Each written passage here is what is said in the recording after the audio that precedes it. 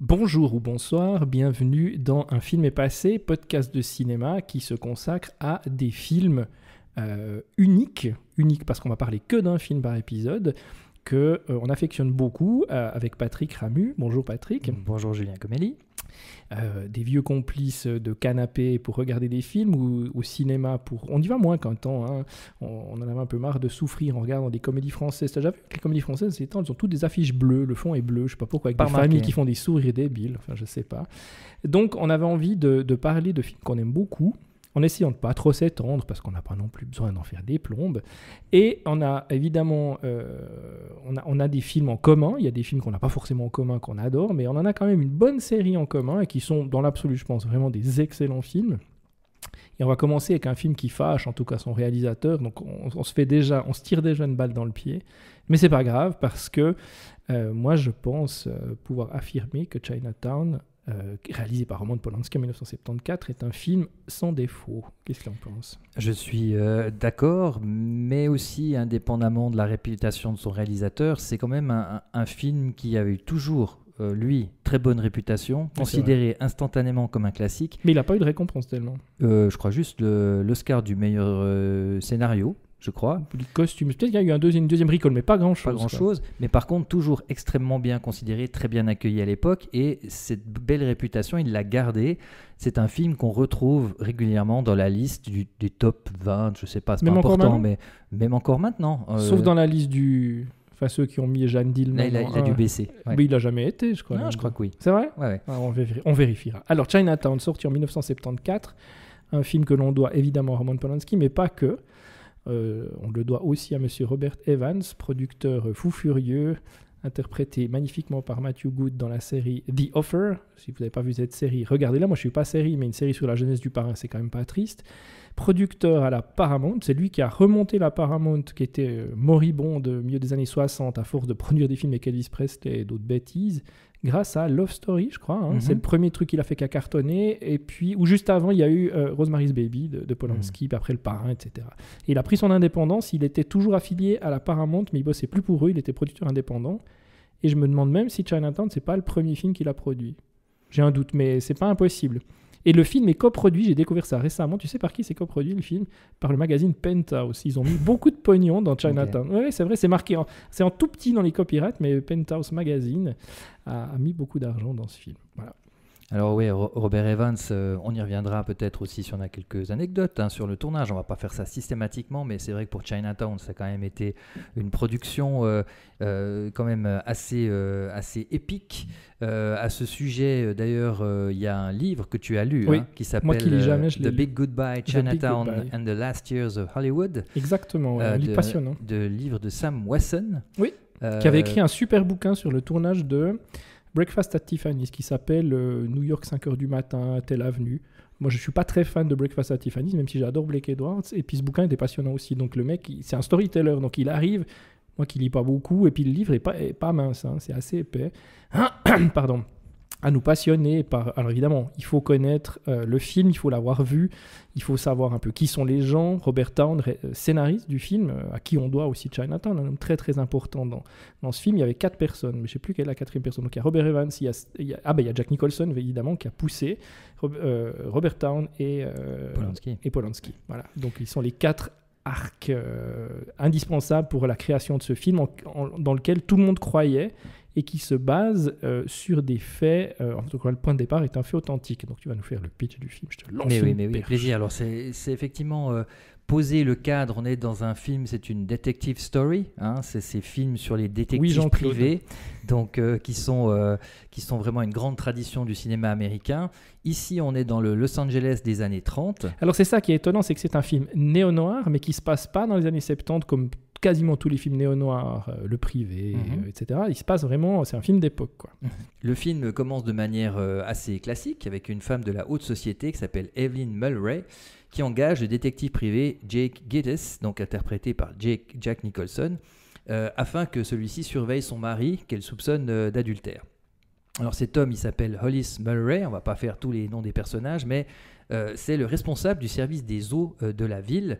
Et le détective apprend très vite que cet homme s'oppose à la construction d'un barrage qui permettrait d'irriguer les terres d'agriculteurs au bord de la faillite en raison de la sécheresse. Alors Gittes se met à suivre cet homme et parvient à le prendre en photo alors qu'il est en compagnie d'une jeune femme.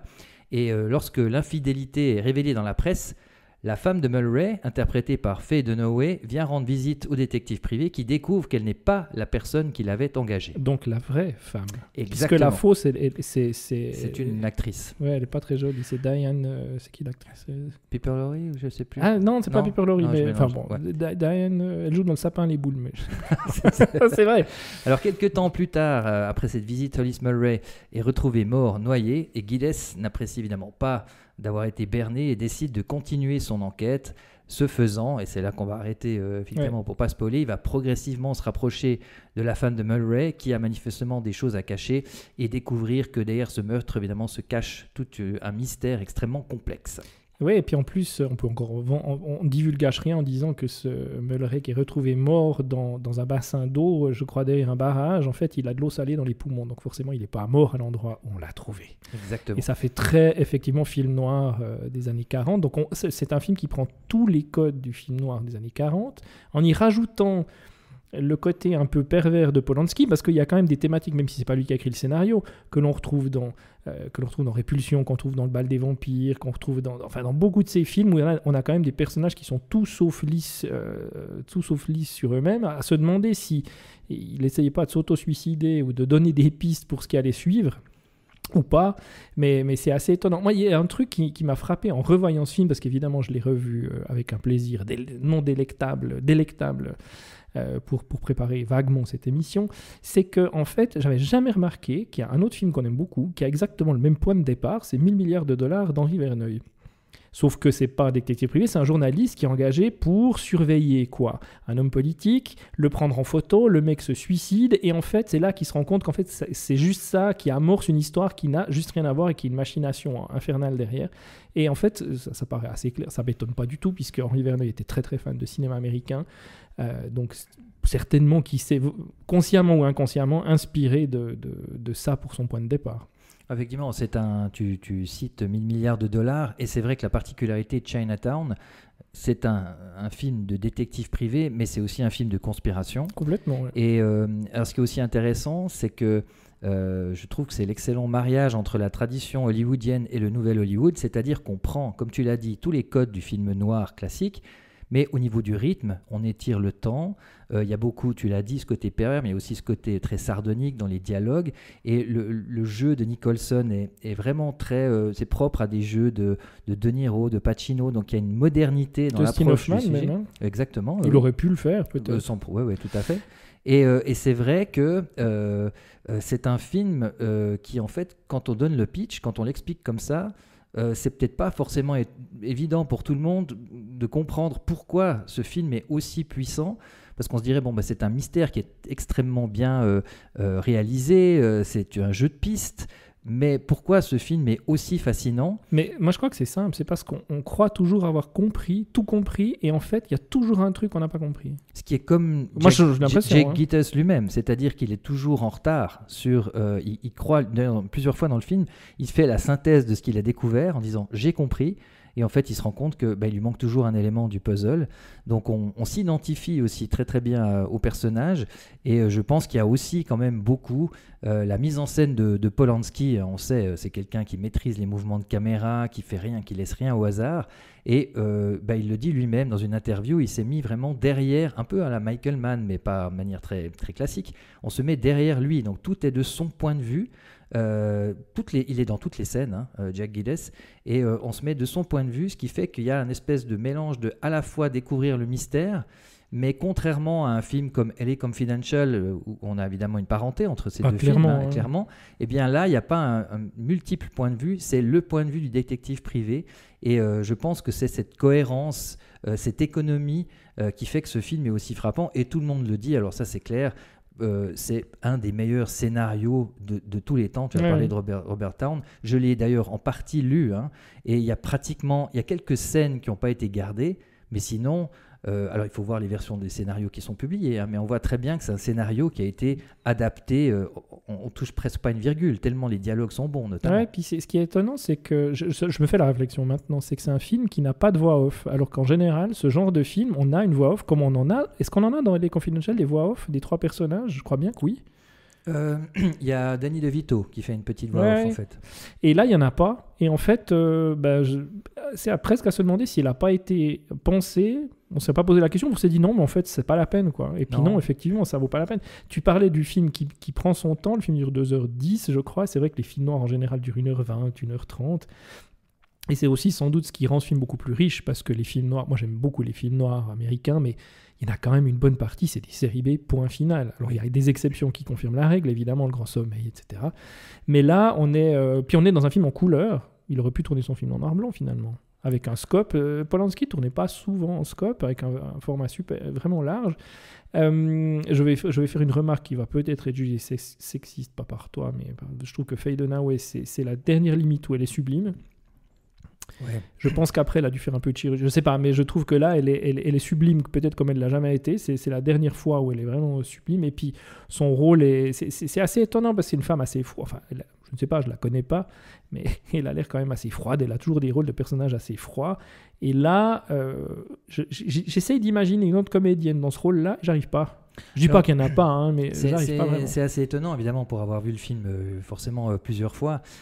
C'est vrai que au début, on a presque un peu l'impression, dans les premières fois où on voit le film, qu'elle n'est pas à niveau. J'exagère un petit peu, hein, mais que c'est un peu maniéré. C'est un petit peu, d'ailleurs, il paraît qu'elle avait de la peine à habiter son rôle. Et il y avait beaucoup de tension entre elle et Polanski. Mais en même temps, c'est vrai, c'est ce que tu dis, c'est que c'est une de ses performances les plus touchantes. C'est lié, bien sûr, aussi, évidemment, à l'histoire elle-même, hein, sans révéler quoi que ce soit. Mais c'est vrai qu'en fait, elle porte en elle un secret. Et elle joue ce secret, elle joue vraiment bien. Et quand on voit le film, on comprend toutes les intentions de jeu qui sont vraiment en totale cohérence avec ce qu'on va apprendre à la fin. Ouais, mais je pense que ça va. De ce point de vue-là, c'est vraiment exceptionnel. Moi, je pense que ça va même plus loin. Je pense que son personnage, et on divulgage pas en disant ça, c'est comme c'est peut-être comme des personnes victimes d'agressions sexuelles, etc. Elle fait l'abnégation de ce qui y est arrivé. Et je pense que même le personnage ne veut plus se souvenir de certaines choses. Oui, et c'est qu'elle joue en cohérence avec son trauma. Oui, complètement. Est-ce qu'on peut... ça fait un peu... il est impossible de parler de Chinatown sans parler de sa bande originale, mais franchement, la musique, c'est quand même quelque chose, quoi. Ouais, Jerry Goldsmith. Ouais, quand même, un des... C'est marrant, moi je compare assez facilement Jerry Goldsmith à un mec comme Richard Fleischer ou Robert Wise à la mise en scène. C'est des mecs qui ont traversé 4 générations, 4 décennies et qui arrivent à s'adapter à tout. Et ils sont tout le temps bons. Oui, alors en plus... Ils ont un panel beaucoup plus large qu'un John Williams, par exemple, qui est très reconnaissable tout de suite. Jerry Goldsmith, il arrive à s'adapter à des ambiances très différentes et à chaque fois avec une maestra absolument incroyable. Oui, et puis c'est quand même reconnu comme quelqu'un, si on pense à sa bande originale de La Planète des Singes, notamment. Qui a été samplé... C'est un des trucs les plus samplés de l'histoire de la musique. Et c'était quelqu'un qui avait une formation évidemment classique, mais qui était un inventeur au niveau des sons. On parle de souvent Ennio Morricone, qui est évidemment beaucoup plus lyrique, mais Goldsmith avait quand même ça, et ce qui fait qu'il y a toujours quelque chose d'un peu décalé, un peu étrange, comme ça, de biais dans ces partitions qui en même temps sont très très élégantes. Hein. Si on pense, j'ai parlé d'L.A. Confidential, si on pense Basic Instinct. C'est lui qui a fait la BO, et puis il y a un lien aussi là. Très fort. Basic Instinct, ouais, c'est lui qui a fait aussi, c'est vrai, il en a fait je sais pas combien, des centaines. Oui, vraiment Alien, enfin hyper prolifique. Et c'est vrai que ça fait d'ailleurs, on parlait d'L.A. Confidential, il y a cette espèce de diptyque qu'on peut utiliser. Je pense qu'on peut vendre le film comme ça. Si vous aimez L.A. Confidential, ce qui me paraît assez logique, foncez sur Chinatown, parce que ça paraît impossible que vous n'aimiez pas. Parce que sans Chinatown, est-ce que L.A. Confidential serait tout à fait le même? Je suis pas sûr. Non, je pense pas non plus. Non. Effectivement, je pense que Elroy aussi, quand il a écrit L.A. Confidential, j'imagine qu'il y a une influence qui est assez évidente. Et puis, ce sont deux films qui racontent la naissance de Los Angeles. Ouais, je pensais à ça. D'un petit village qui devient une mégapole, quoi. Ouais, il y en a un qui, je pense, qui est Chinatown, qui choisit presque plus les éléments un peu plus documentaires, sont assez avérés, hein, cette histoire de barrage, etc. Cette histoire en fait, tant qu'on n'arrive pas à drainer de l'eau dans la ville, ça ne deviendra pas une mégapole, ça restera un petit village. Et le fait que c'est détourné et qu'il y a eu qu'on voit pas, je veux dire, voilà, c'est effectivement, ça a été vérifié. Alors que L.A. Confidential, par exemple, il y a toute une histoire de corruption de la police. On ne dit pas que la police était pas corrompu.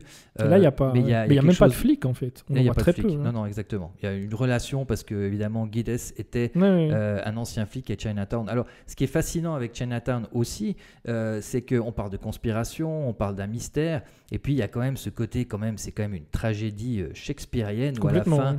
le type, de nouveau, hein, je ne veux pas révéler, mais je veux dire, il y a un arc qui fait qu'il y a quelque chose d'extrêmement qui est émouvant, alors qu'il ne le joue pas de manière très émouvante, mais quand Non, on non. laisse le personnage à la fin, on est pris comme ça d'une sorte d'émotion par rapport, ou une mélancolie, quelque chose de vraiment tragique, de funeste. Et c'est un film, il faut le savoir, qui ne finit pas bien, mais c'est aussi une fin pour laquelle s'est battu Robert Evans, qui justement avait compris le vrai propos du film. On ne pouvait pas avoir un happy end, c'était pas possible. Ah, et parce que ça a été envisagé, ça. Oui. Ah ouais, c'est une bonne idée. Oui, ça. il s'est battu et puis Ouais, bah, il aimait bien se battre.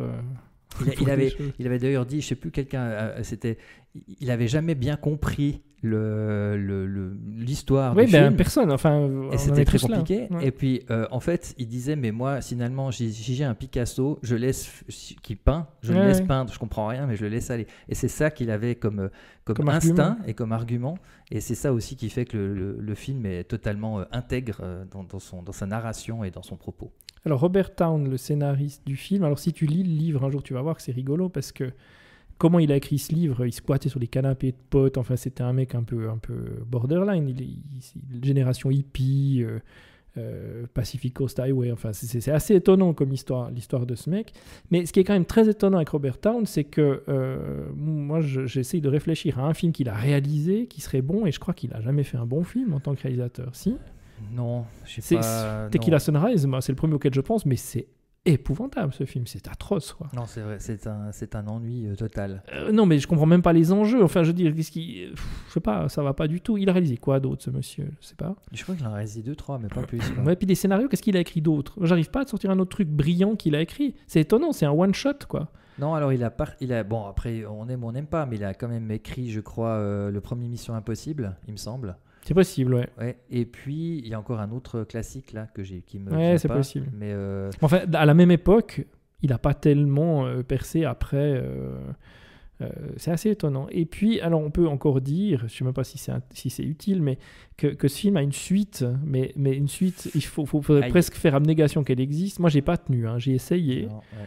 Alors déjà, bon, alors, on a un gros différent avec Patrick toujours, c'est que moi j'aime bien regarder, pas que, mais j'aime bien regarder les films en français. Pas tous, pas toujours, mais ça me pose pas trop de problèmes, sauf quand par exemple dans The Two Jacks, parce que ça s'appelle comme ça à la Oui, suite, que Jakes, ouais. Nicholson a réalisé lui-même, si je dis pas de bêtises. Oui. Eh ben, il n'a pas sa voix, il est doublé par Serge Sauvion. Serge Sauvion qui fait la voix de Colombo. Alors je te laisse imaginer. Ça ne passe pas. C'est Jack Nicholson avec la voix de Colombo, quoi. C'est épouvantable. Et puis je te dis, j'ai tenu une demi-heure. Alors là, il y a tout qui sonne faux. C'est-à-dire que tu vois que tu es dans un film, c'est en 1990, je crois, Oui, 89-90. Tu vois cette patine. T'as cette 90s. patine fin années 80, tu te croirais dans Oui. C'est Laurie là, quoi. Je sais pas, c'est horrible. Et je sais pas où ça finit et j'ai pas envie de le savoir. J'ai Et jamais vous non plus. Voilà. J'ai retrouvé quand même, pour qu'on soit complet, sur Robert Towne, il a écrit le scénario de Shampoo. Ouais, de bah moi j'aime LHB, pas. Voilà, et puis aussi LHB The Last Detail avec Nicholson. La dernière corvée. Ouais, bah je Voilà. délire Mais pas non plus. Voilà, c'est pas. Il faut reconnaître que ça n'a pas été. Puis après Après, il a plutôt participé, Ouais, ouais. collaboré à des scénarios comme de La Firme aussi. Ouais.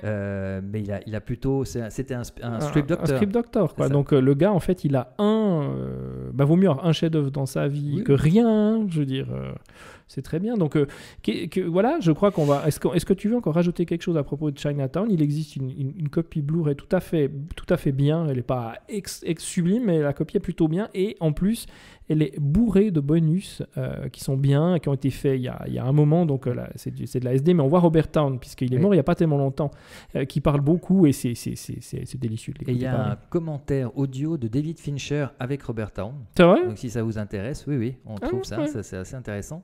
Moi, ce que je voulais encore dire, que Parce que Fincher est évidemment fan du film, ce qui n'est pas du tout c'est le étonnant. film quoi. préféré, ouais, effectivement. Ah ouais, mais c'est pas étonnant. Donc je voulais encore simplement dire qu'on parlait aussi, c'est un grand film sur Los Angeles. Il y a tout. On peut faire un cycle sur les films de Los Angeles, il serait certainement dedans. Bah, c'est même sûr. C'est même sûr. Et puis je voulais quand même, moi qui est évidemment toujours assez fasciné, disons, une des raisons pour lesquelles je revisite les films, ce sont les aspects notamment au niveau de la photographie, au niveau visuel. Et là, je voulais quand même dire un mot sur le fait que celui qui a signé, qui était le directeur de la photo, c'est un grand artiste, mais dont on parle peu, qui s'appelle John A. Alonzo, et qui a signé la photo, pourquoi je le cite, parce que c'est un film que tu aimes beaucoup, de Point Limite Zéro. Oui, c'est juste. Les 7 mercenaires aussi, il avait travaillé là-dessus. Harold et Maude, Black Sunday.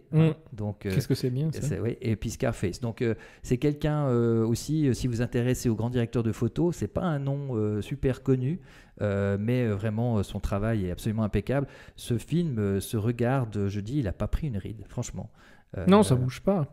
Et même, je suis toujours autant, pour terminer, fasciné d'un film qui, pendant à peu près qu'est-ce qu'on va dire, presque la moitié, a son héros qui a un énorme pansement sur le nez. Je pensais à ça. Je trouve ça quand même assez exceptionnel et c'est mythique, quoi. Ouais, il a une gueule pas possible. Mon fils disait, en regardant, il disait, mais c'est un cosplay, ça, il faut mettre le pansement. Et c'est vrai que c'est une gueule incroyable. C'est un déguisement de carnaval. Si tu vas dans une soirée, tu te mets juste ça sur le pif et c'est bon. Donc, mais très très grand film. D'ailleurs, le gros pif qu'il doit à Polanski, puisque Polanski joue, c'est pas un caméo, il a un micro-rôle dans le film et c'est marrant parce que je pensais à ça l'autre jour, je trouve que Polanski j'ai pas l'impression que c'est du narcissisme quand il se met en scène dans ses films et je trouve qu'il est plutôt bon. Oui. Dans Le Bal des Vampires, moi je le trouve bon, et dans Le Locataire, je le trouve excellent, quoi. Donc il s'est mis en scène une autre fois, je sais pas. Mais en tout cas dans ces deux-là, plus dans Chinatown avec ce petit rôle de petite frappe un peu, ça lui va très bien. Ah, il joue dans du sang pour Dracula de Andy Warhol, Paul Maurice et compagnie, mais il n'y a pas de quoi s'inventer. Il n'y a pas de quoi s'inventer, mais je crois qu'il était à Rome, il était là quand il tournait le film. Il a dit allez, viens nous faire un petit type bizarre dans une taverne. Voilà. Donc Chinatown, Roman Polanski, 1974, un des 10 meilleurs films de l'histoire du cinéma. Alors, ce qui nous concerne, je crois que oui. Très clairement, très clairement. Et je pense pas que cet état de fait va changer avec les années. J'ai cette même impression. Voilà. On espère que ça vous a diverti, ça vous a surtout donné envie de voir Chinatown, puisque c'est quand même le but. C'était le podcast de cinéma Un film est passé. On vous expliquera un de ces quatre pourquoi ça s'appelle Un homme est passé. Un film est passé. À cause du film Un homme est passé. Ah, j'ai dit voilà, j'ai vendu la mèche. Voilà. À cause d'un film qui s'appelle Un homme est passé, qu'on aime beaucoup aussi, dont on parlera ici. Un de ces quatre. À tout bientôt, Patrick. Au plaisir. Et à vous aussi, à tout bientôt.